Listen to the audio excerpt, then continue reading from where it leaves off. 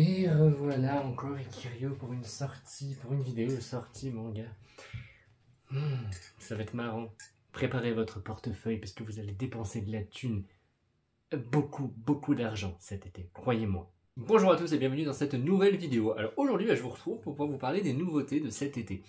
Comme vous le savez, début juillet, c'est la Japan Expo, j'allais dire la Japan Touch et après j'ai bugué, donc il y a bien la Japan Expo à Paris.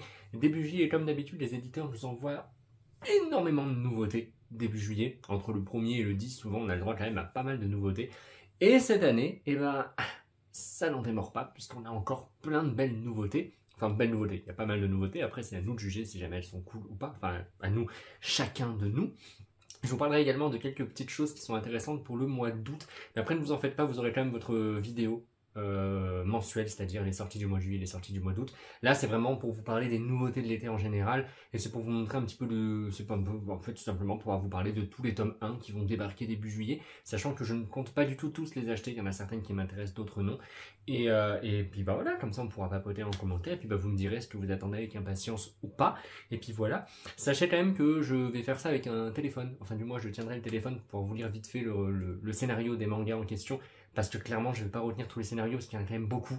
Voilà, il y a quand même une bonne quinzaine de tomes que je vais vous présenter là tout de suite. Je ne peux pas retenir tous les scénarios, donc j'espère que bah, vous n'allez pas m'en vouloir. Voilà. Bref, on va commencer sans plus attendre parce qu'il y a beaucoup de choses à voir. Alors, je vous disais quand même beaucoup de choses à voir. Il y a quand même tout ça. Il y a quand même une feuille recto verso avec que des nouveautés séries de cette année. Alors autant vous dire que oui, je ne peux pas tout retenir. Alors, voilà, donc merci beaucoup au téléphone d'être présent. Ça a beaucoup m'aider. Allez, on y va. La première série, bah, ça porte le nom de Anji's Tatsi, donc ça sera le tome 1 disponible chez Silenium, ça va sortir le 1er juillet. Et alors, ma foi, ça m'a l'air plutôt pas mal, parce que c'est dans un monde où une personne sur 10 000 possède des pouvoirs liés à la manipulation de l'espace et du temps. Anji, une jeune fille de 20 ans, est capable de créer des portails spatiaux. Elle n'a pas réussi à devenir quelqu'un malgré ses capacités formidables. Au lieu de ça, son quotidien consiste à faire le tatsi à l'aide de ses pouvoirs en échange de maigres rémunérations. Voilà, moi je dis oui parce que ça m'a l'air déjà hyper drôle, parce que bah déjà je pense que, je sais pas pourquoi, mais je sens bien ce manga un petit peu drôle. Pas du tout en fait. Si c'est de la comédie, je sais pas pourquoi ce scénario-là m'a fait penser à un manga hyper drôle, alors que bah, pourtant le scénario a rien de très drôle. Bref, enfin, en tout cas c'est de la comédie, donc j'avais un peu raison. Je viens juste de constater que du coup que dans le résumé sur Manga News, bah, y a plein de fautes. Voilà, bon, c'est pas très grave. Et après, mais tout cela va changer le jour où par hasard elle va se retrouver à sauver Jude, un enfant aux incroyables pouvoirs temporels. Incroyable, c'est quand même marqué incroyable. Incroyable pouvoir. Enfin, ça me fait rire, c'est débile. Bref, voilà. Je sais pas qui a écrit le résumé, mais bon. C'est pas grave. Anji va alors se retrouver embarquée dans un conflit d'envergure nationale qui menace de briser l'équilibre de la société dans laquelle elle vit. Donc écoutez, moi je suis vraiment hyper motivé par ce manga, ça a l'air super sympa. Et si jamais je me renseigne... mais oui, en plus le mangaka est français, donc c'est cool, parce qu'il s'agit d'un manga français par Silenium. En même temps, Silenium, je crois d'ailleurs qu'ils font que des mangas français. Donc là, j'ai vraiment hâte de voir ce que ça va donner. Oh oui, vite fait, pour l'instant, c'est toujours en cours avec un seul tome, et on n'a aucune annonce pour un tome 2. Mais comme c'est une maison d'édition française, à mon avis, je pense qu'on va devoir attendre un petit moment quand même avant d'avoir le tome 2. Voilà. Ensuite, la deuxième nouveauté, bah, c'est une nouveauté de chez Kana et ça s'appelle Darwin Incident.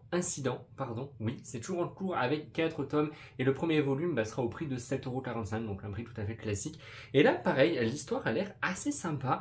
Je vais vous la lire. Lors d'une opération commandant menée par une organisation de défense des animaux dans un institut de recherche biologique, on découvre une femelle imposée.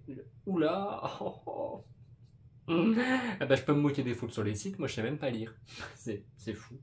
Je disais, on va donc découvrir une femelle chimpanzé gestante qui donnera naissance à un Umanzi. Vous prononcez ce mot-là comme vous voulez. Moi, je sais, voilà, voilà le mot qui apparaît, vous le prononcez comme vous voulez. Un être mi-humain, mi-chimpanzé, prénommé Charlie. Il est élevé par des parents humains pendant 15 ans. Ni humain, ni animal. Son comportement et sa sensibilité vont créer... Je pense qu'il a plutôt voulu dire mi-humain, mi-animal. Mais il y a tellement de fautes dans ces résumés, c'est pas possible. C'est mi-humain, mi-animal. Son comportement et sa sensibilité vont créer des étincelles au sein de la communauté étudiante. Mais Charlie est loin de savoir qu'ailleurs, un groupe d'activistes véganes cherche à faire de lui leur emblème. quel avenir sera possible pour Charlie.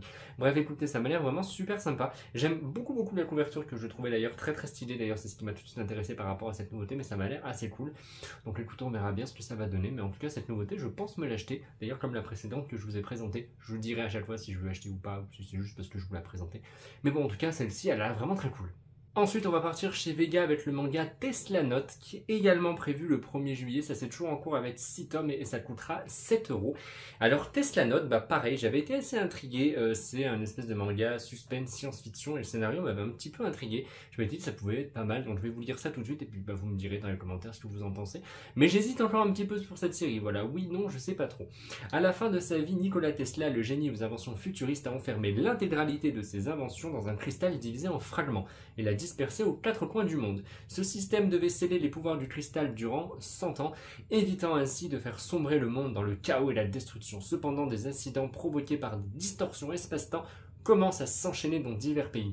Une société d'espions de la sécurité japonaise, soupçonnant des organisations criminelles de posséder et d'utiliser les cristaux pour créer ces incidents, envoie ses meilleurs agents pour les récupérer. Botan Negoro, jeune fille entraînée au combat depuis son plus jeune âge, et son coéquipier Kuruma partent réunir les fragments de cristaux Tesla. Ça m'a l'air sympa, mais je suis très curieux quand même de savoir de voir un peu ce que ça va donner. Déjà, je trouve que la couverture est plutôt cool et je sais pas pourquoi, mais les deux personnages ont l'air d'avoir un bon feeling, donc pourquoi pas. Toujours en cours avec 6 tomes, donc bah, on verra bien ce que ça peut donner. Mais je suis très intrigué par cette organisation, par ces cristaux et tout, et je pense que je vais craquer parce que ça m'a l'air super intriguant. Et pour l'instant, je suis très intéressé. Ensuite, nous allons passer au 6 juillet, et alors là, pas besoin d'en parler, il s'agit de l'édition Perfect de City Hunter de chez Panini. Alors pour l'instant, bah, il n'y a que 2 tomes en cours, donc ça sera vendu 16,99 €. Et pourquoi je vous dis 2 tomes en cours? Parce que pour l'instant, en fait, on a donc la sortie du tome 1 en juillet, la date de sortie du tome 2, mais pas de date de sortie pour d'autres tomes, mais je pense qu'il y aura sûrement d'autres tomes, parce que bah, City Hunter, c'est une trentaine de tomes. Donc je pense qu'on a quand même pas mal de tomes pour cette édition Perfect, mais pour l'instant ils ont simplement annoncé les 2 premiers tomes. Donc ça c'est peut-être cool pour les fans. Moi j'ai jamais lu City Hunter et je vous avoue que je suis pas trop intéressé, donc je ne pense pas craquer pour cette édition. Mais si jamais ça vous intéresse, et bah sachez que ça sera dispo dès début juillet. Voilà. Toujours le 6 juillet, cette fois c'est un one shot de chez Glénat qui s'appelle Duranki. Alors déjà la couverture, j'en suis fan, elle est incroyable, elle est magnifique, elle a cette vibe un petit peu vieux manga que je trouve hyper sympa. Voilà, hyper sympathique. Donc ça me tente vraiment beaucoup. Et en plus, c'est un one-shot, ça sera vendu au prix de 7,60 € et ça sortira le 6 juillet, donc pourquoi pas. Et en termes de résumé, c'est très rapide, parce que ce récit raconte les aventures trépidantes de Ushungalu, mi-dieu, mi-humain, mi-homme et mi-femme qui grandit et chasse aux côtés de ses amis humains. C'est tout. Voilà, moi ça m'intrigue. Pourquoi? Parce que déjà la couverture est très belle. Je suis fan, c'est un one-shot, alors pourquoi pas. Et puis bah écoutez, c'est tout en fait, au final c'est tout, mais je vous avoue que la couverture j'adore. Voilà, j'ai vraiment envie de découvrir ça. Le résumé est intriguant, même si pour l'instant il inspire à rien de bien folichon, mais je pense même que ça va être sympa. À part... Ah mais d'ailleurs, attendez. Parce que c'est de Kentaro Miura. Parallèlement à Berserk, Kentaro Miura s'était lancé dans un nouveau projet, créer un nouvel univers fantasy qui sera dessiné par les artistes et qui l'assistent au quotidien, à savoir le studio Gaga. C'est ainsi qu'est né Duranki. Voilà pour la petite anecdote sur les points forts de la série. Mais en tout cas, ça m'a l'air sympa, alors pourquoi pas. Voilà, et puis oui, je suis un énorme crétin parce qu'au final, Miura Kentaro, c'est bien le mangaka de Berserk. J'en étais pas sûr et je préférais quand même aller vérifier d'abord. Et voilà, c'est le scénariste du coup de ce manga Duranki. Donc je pense que ça va être intéressant et je me demande vraiment ce que ça va donner parce qu'au final, Berserk c'est quand même assez brutal, assez violent. Donc je me demande vraiment ce que ça va donner. Je suis très encore plus curieux maintenant de découvrir Duranki au mois de juillet. Vraiment hâte. Là maintenant on va partir sur un manga beaucoup plus sensible puisqu'il s'agit de Journal de ma solitude. Il faut savoir que Journal de ma solitude était déjà sorti chez Pika en 2020 et que du coup là on a le droit à une nouvelle édition 2022 qui va coûter 23 €, qui est un grand format. Et en fait c'est tout simplement un manga qui va traiter de la dépression. Et en fait c'est Nagata Kabi, l'autrice, qui en fait écrit des lettres à son elle du futur pour un petit peu parler de sa dépression, de sa solitude et tout, et ça a vraiment l'air hyper intéressant, hyper touchant. J'étais tellement passé à côté lors de sa première sortie et j'ai vraiment hâte de voir ce que ça peut donner. Et en plus les lettres, ce sont des lettres sous forme de lettres adressées à son moi du futur. Kabi Nagata écrit le journal de sa dépression, une maladie complexe et insidieuse, parfois difficile à appréhender. Et du coup, l'autrice décrit de façon simple, à l'aide de schémas, de comparaisons, de métaphores qui aident le lecteur à comprendre ses angoisses, mais aussi ses espoirs. Ça a l'air hyper touchant, et alors ça, je pense que ça va être un grand oui dès sa sortie. Comme je vous l'ai dit, je l'ai passé à côté pour la première édition, et là, croyez-moi, je vais pas passer à côté, je vais l'acheter très rapidement. Ensuite, c'est une grosse nouveauté à venir chez Pika. Là, je sais qu'il y a un anime qui est déjà dispo sur Netflix. Je sais que pas mal d'entre vous l'ont déjà vu. J'en ai déjà entendu parler sur Instagram et apparemment c'est terrible. Il s'agit de Komi cherche ses mots. Donc c'est toujours en cours avec 25 tomes. 25 tomes, je trouve ça énorme. Et là, on aura la sortie simultanée des 2 premiers tomes, donc le 6 juillet. Et en fait, pour l'histoire, c'est dès la rentrée, Komi ne passe pas inaperçue. La beauté si singulière de cette jeune fille et son élégance délicate en font une véritable déesse vénérée de tous ses camarades. Mais en réalité, son mutisme n'a rien de raffiné pour elle. En proie à une terrible anxiété sociale, Komi tente en vain de briser le mur du silence et de communiquer avec les autres. Ça m'a l'air super sympa, et là je sais que je vais l'acheter tout de suite parce que je sais que l'anime a fait un bruit énorme sur Netflix, donc j'ai vraiment hâte de découvrir cette histoire. Par contre, je vous avoue que je suis un tout petit peu rebuté, quand même 25 tomes pour un manga de ce genre, parce que du coup je pense qu'on aura le droit à différentes scénettes, peut-être avec des gags, etc. Et puis peut-être aussi l'évolution du coup du personnage qui va peut-être commencer à parler avec ses mots, etc. Et elle va pas rester muette comme ça tout le long. Je pense qu'il va quand même y avoir une amélioration du personnage. Plutôt une évolution de ce personnage. Mais 25 tomes, je me dis ça risque d'être un peu long. Mais bon, écoutez, on verra bien. Je vais lui donner en tout cas sa chance, et ces 2 premiers tomes, je vais les acheter parce que ça me fait vraiment, vraiment, vraiment envie. Et dites-moi d'ailleurs dans les commentaires si jamais vous avez vu cet anime, est-ce que vous en avez pensé, et si vous aussi vous allez vous jeter sur ce manga. Voilà. Nouveauté de chez Doki Doki, toujours en cours avec 3 tomes que j'attends avec impatience. Il s'agit des Promeneuses de l'Apocalypse. Alors les Promeneuses de l'Apocalypse, c'est le manga que j'attends avec impatience pour le mois de juillet. En fait, on va suivre des jeunes filles qui vont visiter le Japon avec leur moto tout-terrain. Donc elles vont nous emmener au Mont Fuji, elles vont nous faire découvrir plein de choses. Sauf qu'en fait, le monde s'est totalement effondré. Et malgré ce monde apocalyptique, elles vont quand même visiter le Japon. J'en sais pas plus et j'ai vraiment pas envie d'en savoir plus parce que je ne veux pas me spoiler. Mais déjà, le pitch de départ a l'air super sympa. Doki Doki en a déjà parlé et leur annonce m'a vraiment donné envie. Et j'ai vraiment envie de voyager avec ces filles dans ce Japon post-apocalyptique, voilà, qu'on connaît pas du tout, et je me demande vraiment ce que ça va donner. Je suis hyper curieux. Ça, c'est une des grosses sorties que j'attends, enfin une des grosses sorties pour moi en tout cas, que j'attends avec impatience. Là, petit manga tout mignon terminé en 3 tomes de chez Nobinobi. Il s'agit de Stitch et le samouraï. Alors là, bon, je pense que niveau scénario, je ne vais pas m'étaler, mais je pense qu'on va simplement suivre Stitch dans ses aventures. Et à mon avis, il va forcément découvrir un samouraï, enfin du moins faire ami-ami avec un samouraï.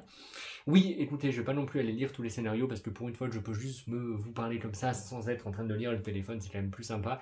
Mais en tout cas, Stitch et le samouraï, ça me rappelle vraiment en fait le dernier manga Nobinobi sur Zero, vous savez, le chien de Jack, l'étrange Noël de Mr. Jack. Et j'ai vraiment hâte de voir ça, ce que ça peut donner, parce que ça c'est super sympa. C'est surtout des mangas qui sont sûrement réservés aux enfants quand même, mais je suis un grand enfant, donc je m'en fiche et je vais craquer. Et j'ai vraiment hâte de découvrir les nouvelles aventures de Stitch. Puis Stitch est quand même hyper mignon, faut se l'avouer, donc j'ai hâte. Voilà, oui j'ai hâte. Tokyo Revengers, Enfer et Paradis, ça sortira le 6 juillet. En fait, il s'agit simplement d'un character book.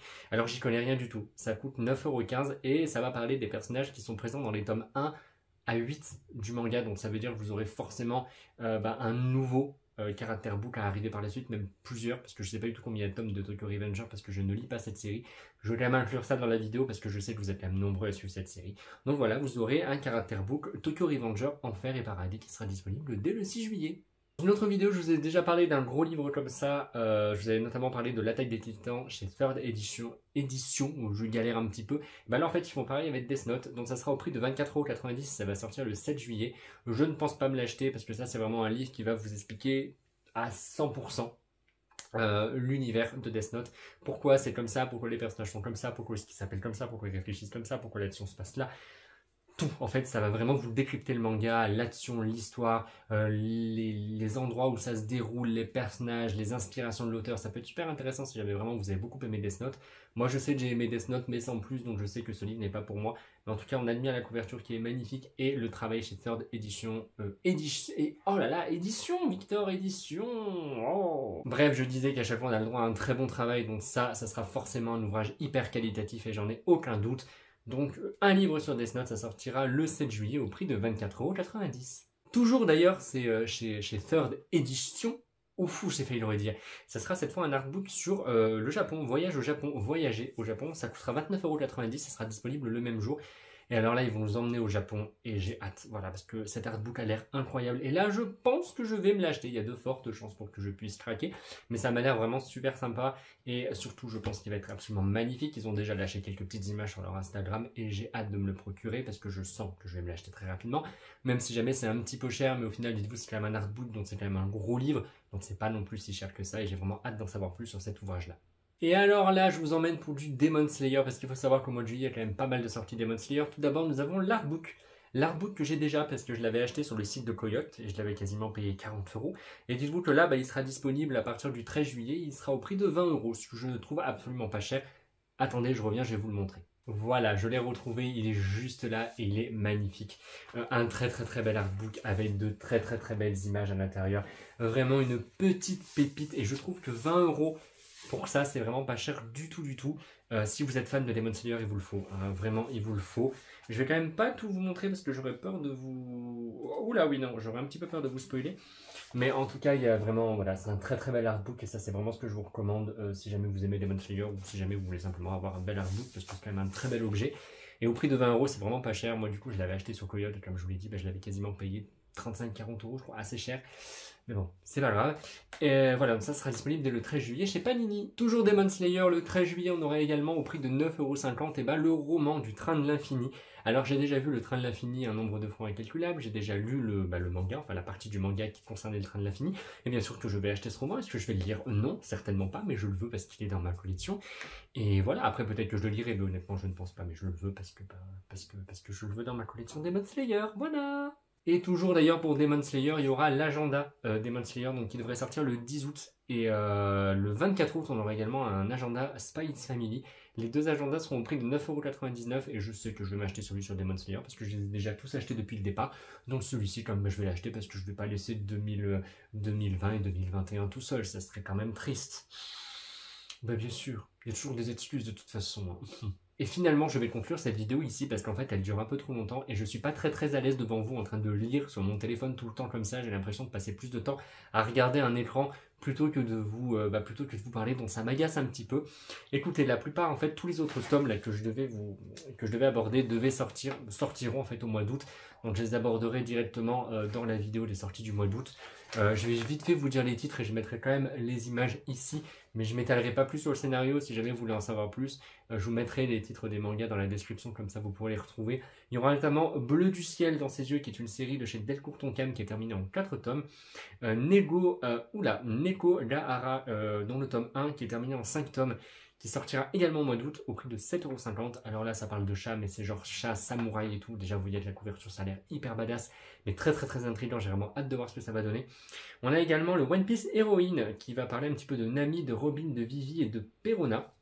Je connais pas du tout, mais si jamais vous êtes fan de One Piece, ça peut être cool d'avoir ce genre de manga spin-off qui va un petit peu traiter de vos héroïnes favorites. Il y a également Slice of Life de chez Kiyun, qui est terminé en 3 tomes. Alors ça, apparemment, si jamais on a aimé Barakamon, il faut lire ce manga. J'ai adoré Barakamon, donc autant vous dire que je l'attends avec impatience. Je suis un tout petit peu déçu comme que ce soit terminé en 3 tomes, parce qu'il faut vraiment savoir que j'adore les tranches de vie chez Kiyun, genre tout ce qui se passe dans des petits villages perdus et tout, je trouve ça absolument génial. Et lui, j'ai vraiment hâte de le découvrir, en plus c'est terminé en 3 tomes, donc c'est cool. Et le dernier, c'est Witch Watch, série en cours, toujours avec 5 tomes, pardon. Ouh là là, oh là là, mais je galère. Oh, il est grand temps d'arrêter cette vidéo parce que là c'est pitoyable. J'ai vraiment l'impression que cette vidéo est nulle à chier, mais totalement. 5 tomes toujours en cours, c'est chez Soleil, ça sera vendu au prix de 6,99 €. Voilà, donc au final, il en restait pas beaucoup. On va dire que là, je vais surtout parler des grosses nouveautés qui vont arriver avec la Japan Expo, c'est-à-dire début juillet et même pendant le mois de juillet. Et de toute façon, je reviendrai vers vous, comme je vous l'ai dit, avec les sorties manga de juillet, les sorties manga du mois d'août pour vous en reparler plus en détail. J'espère quand même que cette vidéo vous aura plu. Moi, j'ai vraiment pas l'impression, j'en suis content, mais j'en suis pas non plus trop content parce que je vous le dis, j'ai passé plus de temps à lire qu'à vous regarder dans les yeux, donc ça me dérange un petit peu. C'est pour ça que je coupe court à cette vidéo maintenant. Mais j'espère quand même que vous aura plu. N'hésitez pas à me dire ce que vous attendez cet été, si jamais il y a des sorties que j'ai peut-être loupées, si jamais il y a des choses qui vont arriver qui vous intéressent vraiment, ou si jamais au final, toutes les séries que j'ai annoncées, vous vous en fichez un peu. N'hésitez pas à m'en parler en commentaire. Moi, écoutez, je vous souhaite un très bon week-end. Voilà, j'espère que vous allez bien et je vous retrouve la semaine prochaine pour de nouvelles vidéos sur ma chaîne.